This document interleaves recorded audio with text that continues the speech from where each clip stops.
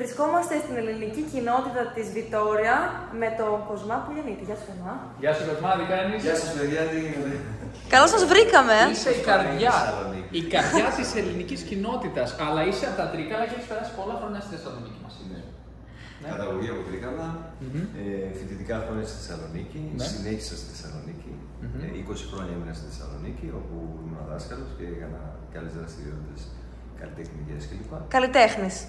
Επίσης. Καλλιτέχνης και να πούμε ότι και εδώ είσαι καλλιτέχνης όμως. Εδώ έχεις στήσει ορχήστρες, βυζαντινή μουσική και πολλά άλλα πράγματα, έτσι δεν είναι? Νομίζω ότι αυτοί που είναι καλλιτέχνες δεν σταματάνε οπουδήποτε και οποτεδήποτε να είναι καλλιτέχνες. Η Βιτόρια είναι η πρωτεύουσα της πολιτείας και εσύ πώς ήρθες εδώ? Δηλαδή ήσουν στα Τρίκαλα, μετά ήσουν στη Θεσσαλονίκη και πώς έφτανες στη Βραζιλία?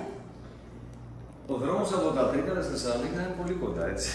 Μόλις πέρασα στο Πανεπιστήμιο στο Αριστοτέλειο, σπούδασα στο παιδαγωγικό τμήμα, έγινα δάσκαλος και μου δόθηκε ευκαιρία μετά, επειδή παντρεύτηκα στην Ελλάδα με μια κοπέλα Βραζιλιάνα, η οποία συνεχίζει να είναι η γυναίκα μου, περίπου 27 γάμου. Να κάνουμε και μια παρένθεση, νομίζω είναι και η ιδιοκτήτρια του ελληνικού εστιατορίου της Βιτόρια. Είναι η ιδιοκτήτρια του ελληνικού εστιατορίου της Βιτόριας, του Άλλας. Το οποίο είναι ακριβώς από κάτω, νομίζω, αυτή τη στιγμή. Ναι. Το Άλλας. Παντρευτήκαμε στην Ελλάδα και επειδή όπως γνωρίζετε, οι εκπαιδευτικοί έχουμε το δικαίωμα να αποσπαστούμε στο εξωτερικό όπου υπάρχουν ελληνικές κοινότητες, κάπως έτσι έγινε και με μένα. Έδωσα εκείνες τις εξετάσεις τις απαραίτητες, ήρθαμε στη Βραζιλία, ανέλαβα το έργο το εκπαιδευτικό στην ελληνική κοινότητα, ίδρυσα στην πορεία ένα πολιτιστικό κέντρο, το σχολείο μετατράπηκε σε κέντρο ελληνικού πολιτισμού, με πάμπολες δραστηριότητες όλα αυτά τα χρόνια και συνεχίζω μέχρι και τώρα.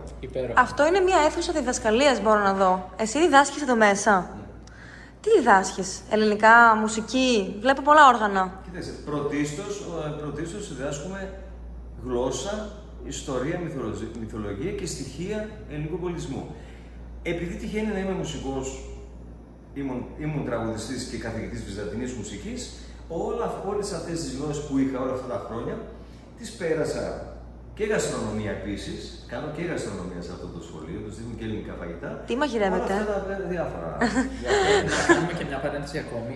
Σε ένα επόμενο επεισόδιο νομίζω θα παρουσιάσουμε και το εστιατόριο και τα φαγητά που μαγειρεύετε, γιατί δυστυχώς δεν προλαβαίνουμε τώρα. Μας είχες καλέσει για να φάμε και επειδή έχουμε δουλειές δεν προλαβαίνουμε, αλλά νομίζω αργότερα σήμερα θα έρθουμε και θα δούμε και το μενού αναλυτικά. Οπότε μείνετε συντονισμένοι.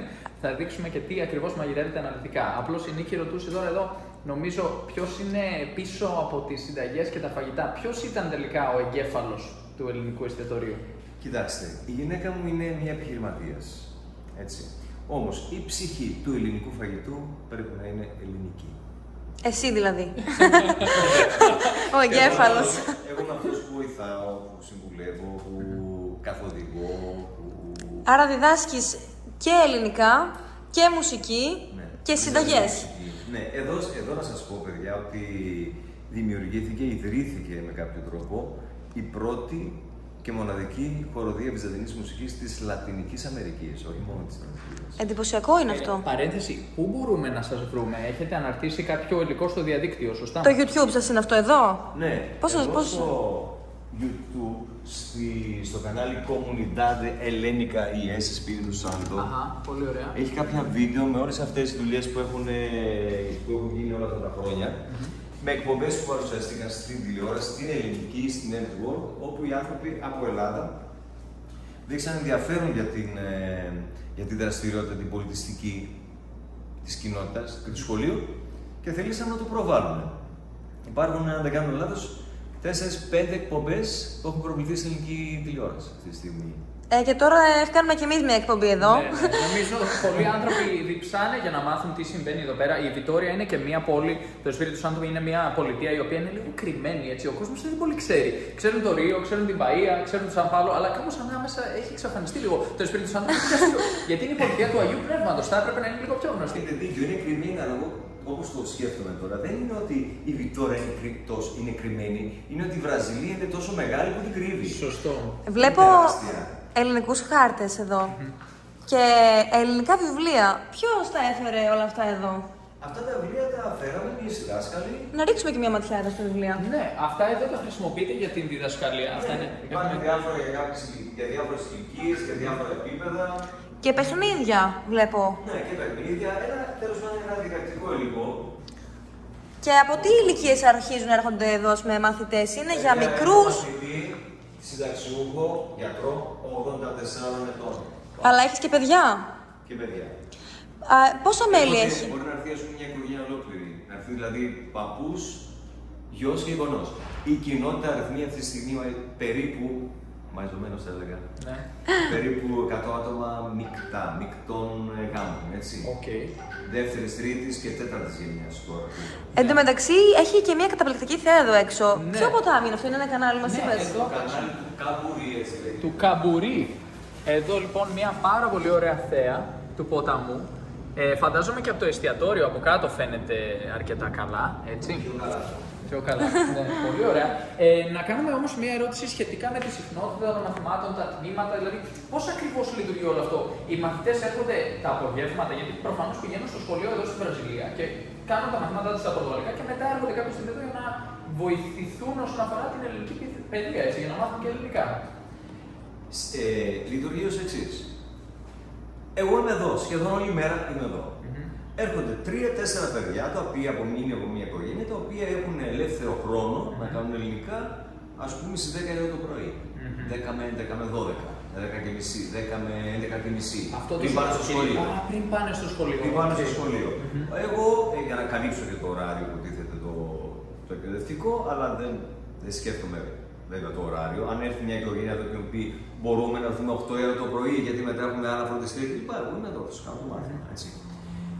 Έχω Τρίτη, Δευτέρα, πολλές φορές και πρωί και απόγευμα. Τα πιο πολλά μαθήματα όμως γίνονται Παρασκευό Σάββατο. Γιατί το Σάββατο είναι η μέρα που έχω πιο πολύ χρόνο, ας πούμε, και αφιερώνω πιο πολύ χρόνο και για μαθήματα και για καλλιτεχνικές δραστηριότητες. Οι οποίες είναι χοροδία, συνεχίζουμε με χοροδία της μουσικής, χοροδία ελληνικής ποιοτικής, οι μεγάλοι Έλληνες συνθέτες παρουσιάζονται μέσω των τραγουδιών. Χορό, κάνω κάποια μαθήματα γαστρονομίας, κάποιες συνταγές πιο απλές που τους δείχνω. Κάποιες εκδηλώσεις κάνουμε στο τέλος του χρόνου. Είναι ένα πολύ κέντρο, πολυπληθυσμικό, ας πούμε, έργο. Ναι. Γιατί δεν τους ενδιαφέρει τώρα, ας πούμε, να έρθουν εδώ για να μάθουν τον υπερσυντέλικο του ρήματος ανησυχώ. Είχα ανησυχήσει. Δεν θέλουν το είχα ανησυχήσει. Θέλουν να μάθουμε πιο πρακτικά πράγματα, ποια είναι η Ελλάδα, πώς είναι η Ελλάδα. Δηλαδή, αν μπορώ να πω τι κάνουμε εμείς εδώ, τι κάνω εγώ εδώ σε αυτό το σχολείο, είναι ότι προσπαθώ να εμφυσίσω στα παιδιά και στους μεγαλύτερους Ελλάδα. Μπράβο. Με διάφορους τρόπους. Πολύ σημαντικό αυτό, αλλά εγώ ήθελα να κάνω μια παρένθεση. Έχεις παρατηρήσει ότι οι Βραζιλιάνοι δεν ανησυχούν? Γιατί είπες και το ρήμα ανησυχώ. Εμείς έχουμε παρατηρήσει δεν το διδάσκουμε. Στην τελική, άμα το μάθεις, μετά μπορεί να αρχίσει να διδάσκουμε.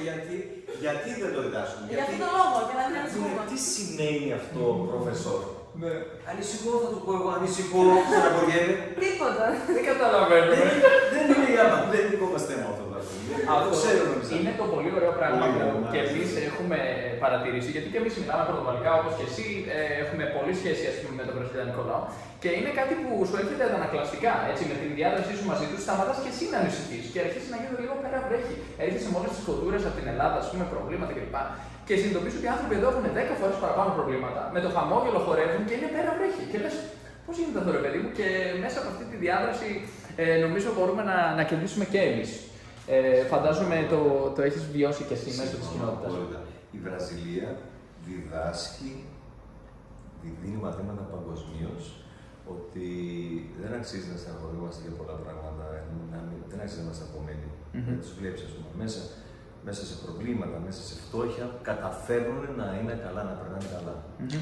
Ωραία. Εμείς, ναι, ήθελα να προσθέσω εδώ ότι βλέπουμε ανθρώπους να τραγουδάνε μόνοι τους το πρωί, να βγαίνουν έξω στο σπίτι, άτομα που δουλεύουν στην καθαριότητα, να χορεύουν με τη σκούπα τους. Και σκέφτομαι, αυτοί τώρα από πού αντλούν αυτή τη χαρά, αυτή την ευτυχία. Και μόνο που τους βλέπεις, χαίρεσαι και εσύ ο ίδιος, και μετά Αυτό είναι ένας φαύλος κύκλος. Ερχόμενοι εδώ μας είπαν καλημέρα αμέτρητοι άνθρωποι στον δρόμο. Περνούσαν από δίπλα τους και μας λέγανε καλημέρα. Καλημέρα, κάποιοι καθαριστές δρόμου, καλημέρα. Επειδή ευκαιρία λέγανε και άλλοι περαστικοί καλημέρα. Και λέμε ρε παιδί μου, τι ωραία πράγμα. Κάνεις την πόρτα σου και σου λένε όλοι καλημέρα. Και λες πω πω ρε παιδί μου. Και είμαστε και μέσα σε πόλη, έτσι. Εγώ ήθελα να δείξω λίγο αυτά τα γραμματάκια. Μπορούμε να ρίξουμε μια ματιά. Έχουμε λοιπόν κάποια είναι πολύ. Είναι εύθυμος λαός. Είναι πολύ μικρός λαός, έχει πολύ ωραία χαρακτηριστικά. Τι όμορφα.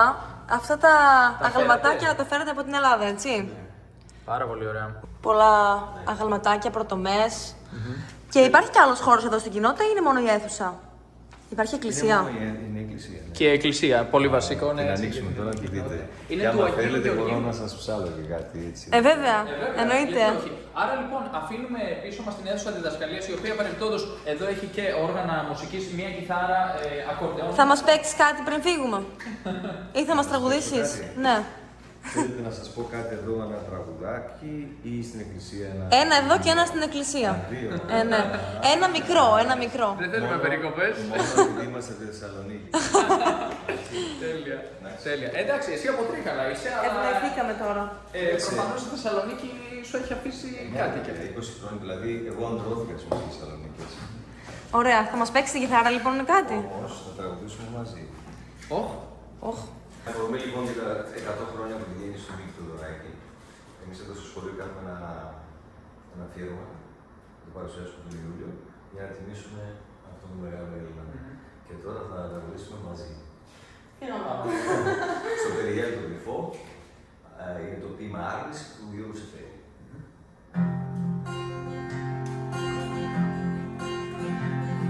Στο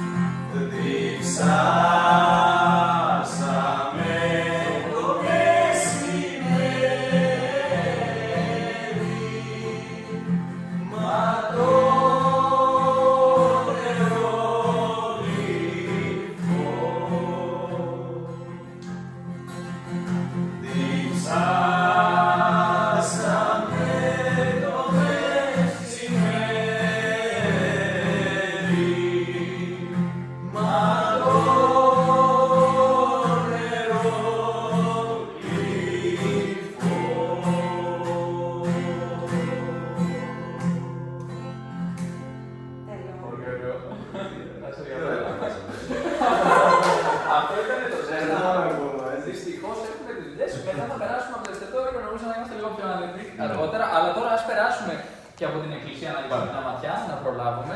Και λοιπόν εδώ θα σας ψάλω στην εκκλησία να Όχι, πολύ ωραία. Έχουμε τον δικό μας ψάλτη σήμερα. Βγήκαμε από το κτίριο και παρατηρούμε όμορφες λεπτομέρειες. Γαλάζιο, λευκό, θυμίζει Ελλάδα. Και έχει και ένα μνημείο εδώ πίσω. Τι είναι αυτό το μνημείο, Κοσμό? Αυτό το μνημείο το κάνανε παλιά ο πρόεδρος της κοινότητας, ο κύριος Ιωάννης Ζακουμάκης, ο οποίος έχει κάνει και άλλα έργα στην πόλη. Είναι το μνημείο Ελλήνων και Φιλελλήνων. Ελλήνων και Φιλελλήνων. Okay. Πάρα πολύ ωραία. Προς τιμήν των εσόντων, των ανθρώπων οι οποίοι αγαπούσαν την Ελλάδα και πέθαναν, Ελλήνων που. Και εδώ βλέπουμε μια ελιά. Και την εκκλησία βέβαια. Ναι, είναι μια ροδιά. Καταρχήν φύτεψα μια ροδιά και μια ελιά. Εσύ τις φύτεψες? Και ένα κλίμα, γιατί όπως είπε ο Σεφέρης, αν αποδομήσεις την Ελλάδα, θα σου μείνει μια ελιά, ένα κλίμα και μια βάρκα. Και μια ροδιά. Που σημαίνει με όλα αυτά τα τρία μπορείς να την ξαναφτιάξεις. Εγώ φύτεψα και μια ροδιά. Για να είμαστε σίγουροι. Για καλό και για ναι. Πες ότι δεν πέτυχε η φόρμουλα, ας πούμε. Πες ότι η ελιά δεν ήταν αρκετή. Αλλά η ελιά πήγε καλά. Και τώρα είμαστε έτοιμοι να μπούμε στην εκκλησία του Αγίου Γεωργίου. Πάμε να μπούμε λοιπόν στη μοναδική Ορθόδοξη Εκκλησία της Βιτόρια. Καλώς ήρθατε, περάσετε στην εκκλησία μας, του Αγίου Γεωργίου, όπως είπατε. Πότε χτίστηκε? Η εκκλησία χτίστηκε το 1985, 3 χρόνια μετά από την κοινότητα. Η κοινότητα χτίστηκε το 1982 και 3 χρόνια μετά υπήρχε ως σκέψη. Περάστε. Υπήρχε ως σκέψη και φυσικά 3 χρόνια μετά με δωρεές Ελλήνων εδώ. Χτίστηκε αυτή η υπέροχη εκκλησία, μικρή, αλλά αρέσει πάρα πολύ στον κόσμο και σε εμάς. Γίνονται λειτουργίες εδώ μέσα ή όχι τόσο συχνά? Επειδή δεν έχουμε ιερέα εδώ στην κοινότητα, καλούμε τον ιερέα όταν χρειάζεται, έρχεται από Σάο Πάολο κυρίως. Από μακριά, από το Ρίο Τζανέιρο πιο παλιά. Και κάνουμε λειτουργίες όταν και εφόσον είναι απαραίτητο. Τελετές. Πλέον, δυστυχώς. Γίνονται γάμοι, γίνονται βαπτίσεις εδώ. Βαπτίσεις, κηδείς. Γίνονται τελετές λοιπόν, ωραία. Σημαντικές στιγμές στη ζωή των ανθρώπων.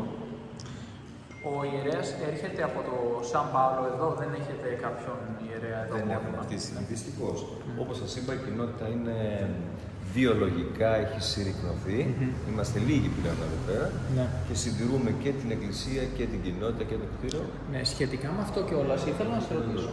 Γιατί μας είπες ότι δεν υπάρχει ουσιαστικά κάποια χρηματοδότηση, ας πούμε, από το ελληνικό κράτος, έτσι δεν είναι? Εσύ προσωπικά έχεις στηρίξει την ελληνική κοινότητα με προσωπικούς σου ιδιωτικούς πόρους, έτσι δεν είναι?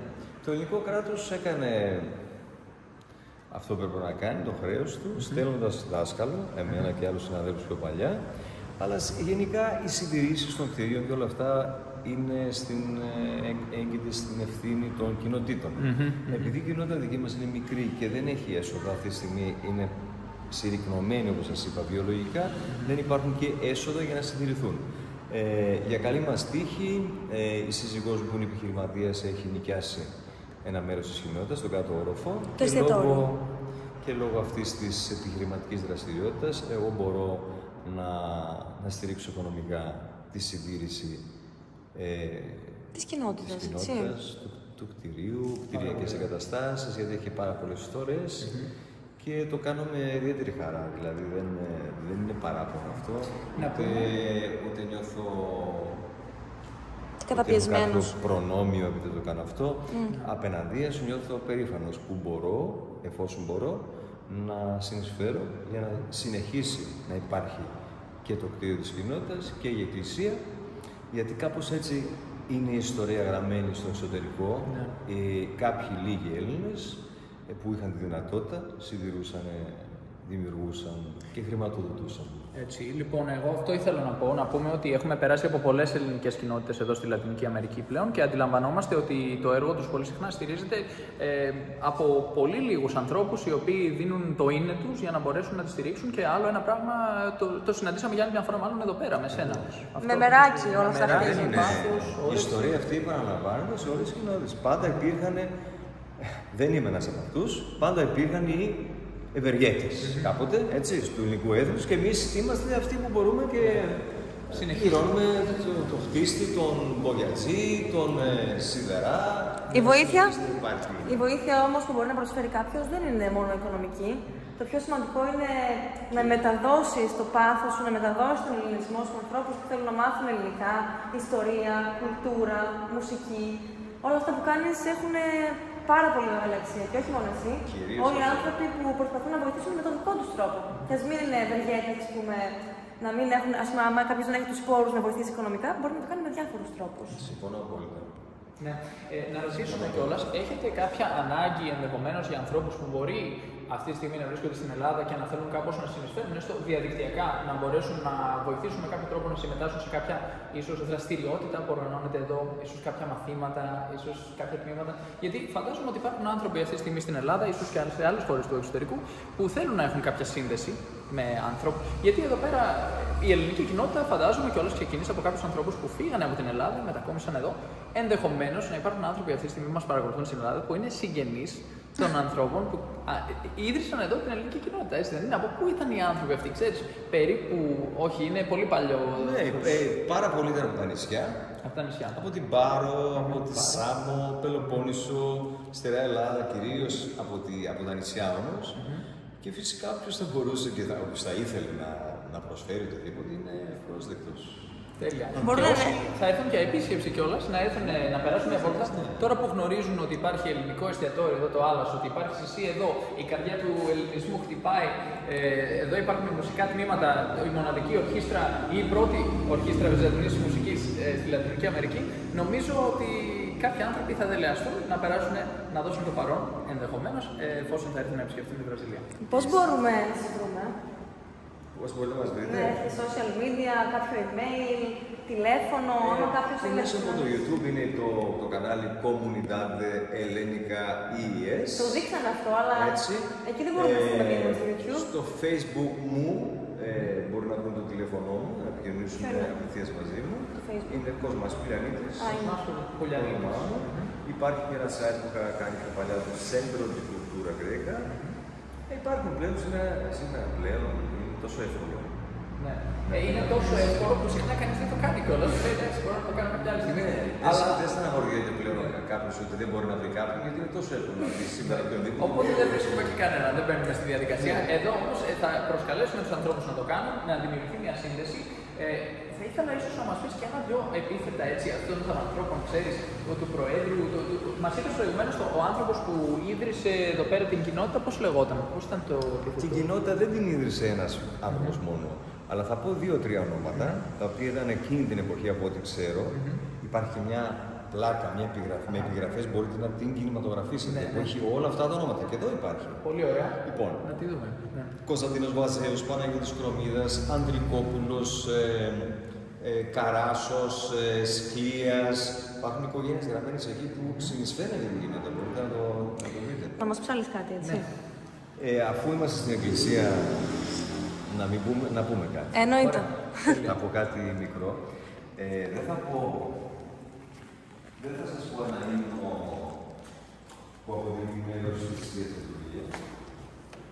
Θα σας πω ένα ύμνο που γράφτηκε από τον Άγιο Νεκτάρη, γνωστό στον κόσμο της Βυζαντινής ψυχής. Είναι ένα χοροδιακό κομμάτι, το οποίο ενδείκνυται και χοροδίες. Αγνή Παρθένη Δέσποινα. Είναι ίσως ο ωραιότερος ύμνος για την Παναγία αυτός. Μόνος σου να το ψάλεις δεν έχει τόση χάρη. Επειδή χρειάζεται τη χοροδία. Αλλά εγώ θα προσπαθήσω να κάνω το καλύτερο δυνατό.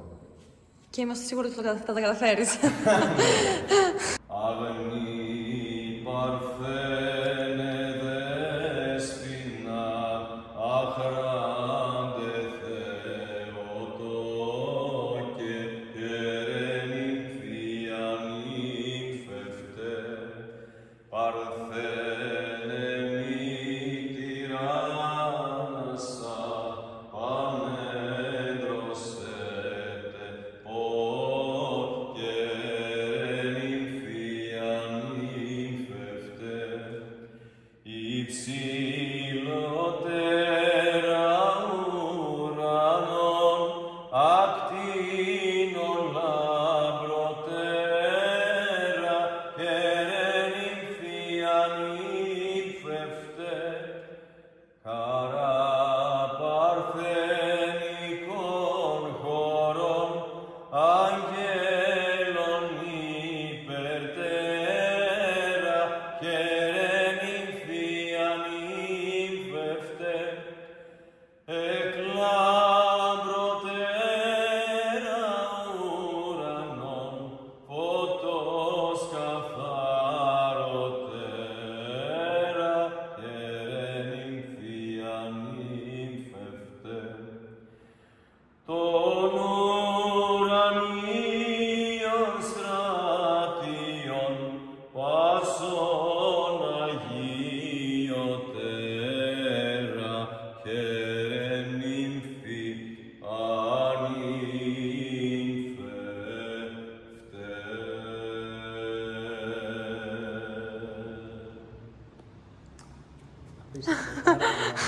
Μπράβο, συγχαρητήρια. Νομίζω επιβάλλεται να έρθουν και άλλοι άνθρωποι εδώ να μεγαλώσει το έργο σας, γιατί εδώ υπάρχει κάποιος ο οποίος μπορεί να συνεισφέρει πολλά και νομίζω αυτό που απουσιάζει κατά κύριο λόγο είναι οι μαθητές, η νέα γενιά, έτσι δεν είναι, οι νέοι Έλληνες. Είναι απαραίτητο να έρθουν γιατί χωρίς αυτούς μπορεί να είσαι ο καλύτερος δάσκαλος του κόσμου, με όλο το μεράκι του κόσμου, αλλά πρέπει να έρθει και κάποιος για να μπορέσει να του προσφέρει αυτό που έχεις να προσφέρεις. Και ελπίζουμε λοιπόν να δούμε περισσότερη κινητικότητα από τις νέες γενιές, κάτι που έχουμε συναντήσει σε πολλές ελληνικές κοινότητες εδώ στη Λατινική Αμερική. Ελπίζουμε να δούμε να μεγαλώνει ο ελληνισμός μέσω της νέας γενιάς, γιατί χωρίς τη νέα γενιά πώς θα μπορέσουμε να συνεχίσουμε. Ούτως ή άλλως δεν μπορεί να υπάρξει ένας δάσκαλος χωρίς να υπάρχουν μαθητές, έτσι δεν είναι? Και η Ελλάδα δεν είναι περιορισμένη γεωγραφικά, μπορεί να βρίσκεται εκτός Ελλάδας. Η Ελλάδα είναι μια ιδέα, δεν είναι η γεωγραφία της χώρας. Η Ελλάδα ζει στον χρόνο. Ζει στον χρόνο και όχι στον χώρο, όπως λένε κάποιοι δάσκαλοι, στρατηγικοί δάσκαλοι, δάσκαλοι στρατηγικής. Και χαιρόμαστε πάρα πολύ που είχαμε κάνει αυτή την πρώτη σύνδεση. Θα χαρούμε πολύ να περάσουμε αργότερα για να κάνουμε και τη δεύτερη σύνδεση, που θα είναι η γαστρονομική σύνδεση, νομίζω πολύ σημαντικό. Ήρθαμε σε μια αργία και δεν υπάρχουν αυτές τις τεχνήματα, αλλά νομίζω έκανες εξαιρετική δουλειά να μας δείξεις ουσιαστικά αυτό που προσφέρεται, το οποίο είναι πάρα πολύ σημαντικό. Χαιρόμαστε πάρα πολύ που ήρθαμε και θα χαρούμε πολύ να ξανάρθουμε. Σε ευχαριστούμε πολύ. Εγώ χάρηκα πολύ που σας γνώρισα, ήταν μεγάλη χαρά πραγματικά. Δεν συμβαίνει συχνά να φιλοξενούμε ανθρώπους από τη χώρα μας, τόσο ενδιαφέροντες όπως εσείς, με νέοι και με τόσο όραμα και τόσο μεράκι όπως το κάνετε, αυτό που κάνετε τόσο όμορφα καταπληκτικά. Συνεχίστε εδώ, γιατί η Ελλάδα πάντα μικρή ήταν και στηριζόταν πάντα στους λίγους, στους νομάδες. Πάντα ήμασταν νομάδες από το ενόμενο κόμμα.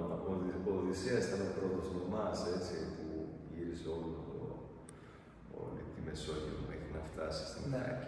Ναι, ούτως ή άλλως δεν είναι και τόσο ο προορισμός που έχει αξία, είναι πιο πολύ το ταξίδι, όπως ξέρουμε, ναι. Ακριβώς. Μη βιάζεσαι διόλου να φτάσει στην Ιθάκη, θα πει ο Καβάφης, έτσι. Ακριβώς. Και αν φτάσει και φτωχική τη βρεις, μη στεναχωριέσαι, η Ιθάκη δεν σε γέλασε. Χωρίς αυτήν δεν θα έβγαινε στον δρόμο.